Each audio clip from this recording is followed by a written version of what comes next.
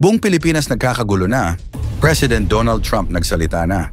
Nagbanta di umano sa ICC. Sa iba't ibang bahagi ng Pilipinas, nagkakaroon ng kilos protesta mula sa magkabilang panig, ang mga sumusuporta at ang mga tumututol sa dating Pangulo. Dahil dito, nasa heightened alert ang ating kapulisan upang mapanatili ang kaayusan sa gitna ng mga pagtitipon. Ano ang sitwasyon ng bansa matapos ang pag-aresto kay Duterte? At ano ang banta ni Donald Trump sa ICC? Yan ang ating aalamin. Ayon sa mga ulat, patuloy ang pagdating ng mga taga-suporta ni dating Pangulong Duterte sa Davao City upang ipakita ang kanilang pagsuporta. Sa Villamor Air Base naman, nananatili ang eroplano na sinasabing magdadala kay Duterte patungong Netherlands. Samantala sa Metro Manila at iba pang mga lalawigan, patuloy ang mga protesta bilang reaksyon sa naging desisyon ng mga awtoridad. Marami ang nagpahayag ng kanilang saloobin ukol dito. Isa sa mga taga-suporta, si Nanay Leticia, ay nagdalamhati sa balita ng pag-aresto at idinaan sa panalangin ng kanyang suporta sa dating Pangulo. Ayon sa kanya, naniniwala siya na mabuting tao si Duterte at umaasa siyang magiging maayos ang kanyang kalagayan. Marami pang iba ang nagpahayag ng kanilang pagkadismaya at may ilan ding nagsasabi na hindi sila makapaniwala na umabot sa ganitong sitwasyon ang dating Pangulo, na minsang tinitingala bilang isang matatag na pinuno ng bansa.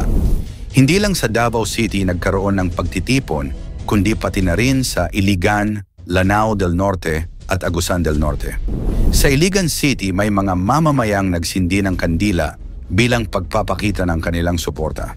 Sa Cabadbaran City, Agusan del Norte, nagtipon-tipon din ang mga taga-suporta sa Rizal Park upang isigaw ang kanilang pagsuporta kay Duterte. Bukod dito, may mga naganap ding maliliit na demonstrasyon sa iba pang bahagi ng Mindanao at Visayas kung saan may mga nagdaos ng prayer rallies at silent protests. Samantala, naglabas naman ng pahayag si Davao City Mayor Baste Duterte na tila may patama sa kasalukuyang administrasyon. Ayon sa kanya, ang pagkakaaresto sa kanyang ama ay bahagi ng isang political maneuver na isinagawa ng administrasyon ni Pangulong Bongbong Marcos. Sa kanyang social media post, iginiit niya na tila ginamit ng kasalukuyang gobyerno ang pagkakataon upang alisin sa eksena ang kanyang ama na patuloy na may malakas na impluwensya sa maraming Pilipino. May ilan namang nagsasabi na kung hindi nagkaroon ng alitan sa pagitan ni Duterte at ng kasalukuyang pamahalaan, maaaring naiwasan ang ganitong pangyayari. May mga eksperto ring nagsasabi na ang pagkakaaresto kay Duterte ay may kaugnayan sa mga dating kasong isinampa laban sa kanya. Partikular na ang mga issue ukol sa extrajudicial killings na iniimbestigahan ng International Criminal Court, ICC. Sa kabila ng lahat ng ito, nananatiling palaisipan kung hanggang kailan magpapatuloy ang mga kilos protesta. Maraming Pilipino ang nag-aabang sa mga susunod na hakbang ng gobyerno at ng mga taga-suporta ni Duterte. May mga haka-haka rin na posibleng magkaroon ng mas malawakang kilos protesta kung sakaling hindi magkaroon ng malinaw na aksyon ang gobyerno sa usaping ito.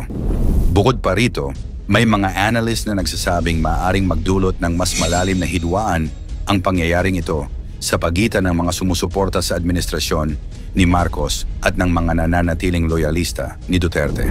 Habang wala pang malinaw na desisyon kung ano ang magiging kapalaran ng dating Pangulo sa Netherlands, patuloy ang paghahanda ng iba't ibang grupo para sa mga susunod na hakbang.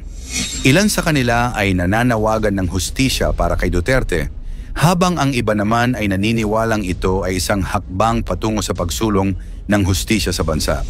Samantala, hinihikayat naman ng iba pang leader ng bansa ang publiko na manatiling kalmado at iwasan ang anumang karahasan sa gitna ng mga tensyonal na pangyayari. USA nagpataw ng kautosang parusa sa ICC.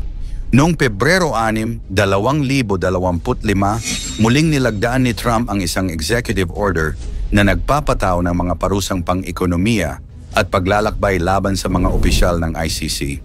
Ito ay nangyari bago pa mahuli si dating Pangulong Rodrigo Duterte.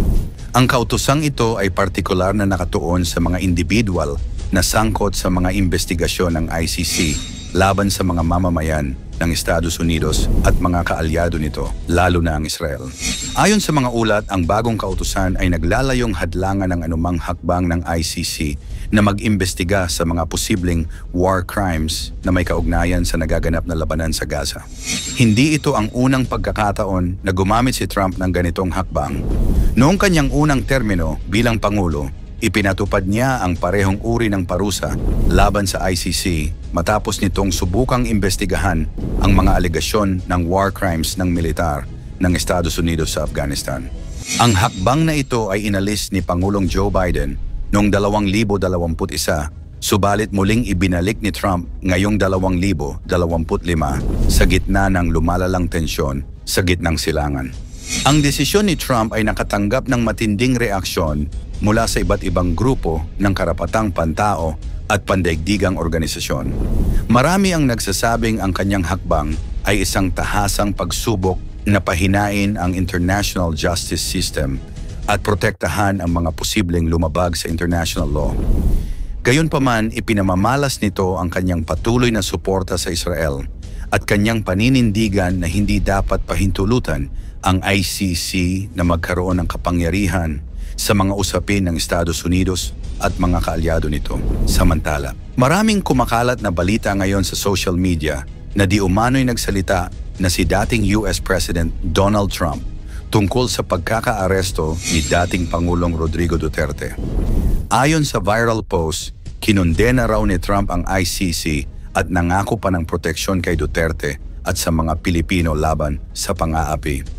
Ngunit matapos ang masusing pag-check, napatunayang fake news ito.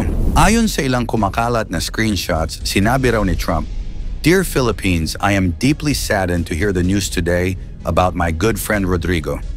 I immediately called the presidency of China to discuss the serious matter concerning our good friend Rodrigo. We will protect Rodrigo and the Filipino people from the oppression you are facing." Ngunit nang tingnan ang opisyal na Facebook page ni Donald Trump, walang ganitong post. Ang kanyang pinakahuling post ay noong Pebrero 28 at wala itong kaugnayan sa Pilipinas o kay Duterte. Ganon din sa Washington Post kung saan walang lumabas na anumang balita na nag-uulat ng pahayag na ito mula kay Trump. Masasabi nating may magandang relasyon sina dating Pangulong Rodrigo Duterte at dating Pangulong Donald Trump nung pareho silang nasa pwesto. Bagamat hindi sila malapit na personal na magkaibigan, may ilang pagkakataon kung saan nagpahayag sila ng respeto sa isa't isa. Noong 2017 sa ASEAN Summit sa Pilipinas, pinuri ni Trump si Duterte at tinawag itong isang good man. Ayon sa mga ulat, naging maayos ang kanilang usapan sa bilateral meeting. Sa kabila ng malawakang batikos ng iba pang bansa at organisasyon sa war on drugs ni Duterte, hindi ito tahasang kinondena ni Trump. Sa isang leaked transcript ng kanilang phone call noong Abril 2017, sinabi pa ni Trump kay Duterte na ginagawa niya ang isang unbelievable job on the drug problem. Sa panahon ni Trump, hindi siya agresibong nagbigay ng pressure kay Duterte tungkol sa karapatang pantao dahil nais niyang mapanatili ang Pilipinas bilang mahalagang kaalyado sa Indo-Pacific region, lalo na sa harap ng lumalakas na impluwensya ng China. Pero noong 2020, inanunsyo ni Duterte ang pagwawakas ng Visiting Forces Agreement, VFA, sa pagitan ng Pilipinas at US na nagdulot ng tensyon. Ngunit hindi ito itinuloy matapos ang ilang buwan. Si Duterte ay mas kilala bilang malapit kay Chinese President Xi Jinping, habang si Trump ay may mas matigas na paninindigan laban sa China. Ang kasalukuyang sitwasyon sa Pilipinas ay nagpapakita kung paano nagiging personal at emosyonal ang epekto ng politika sa buhay ng mga tao. Hindi lang ito tungkol sa mga politiko, kundi pati na rin sa mga ordinaryong mamamayan na nag-aaway dahil sa kanilang paniniwala. Sa huli, ang mga politiko ay darating at aalis, pero ang ating pamilya, kaibigan at kapwa Pilipino ay mananatili. Hindi natin dapat hayaang sirain ng politika ang ating relasyon sa isa't isa. Kailangan nating maging mas maingat sa ating mga salita, mas bukas sa ibang pananaw, at higit sa lahat, unahin ang pagkakaisa ng ating bansa bago ang personal na paniniwala sa politika. Kung nagustuhan mo ating video, mag-like, comment at i-share mo na rin sa iba. Maraming salamat at God bless.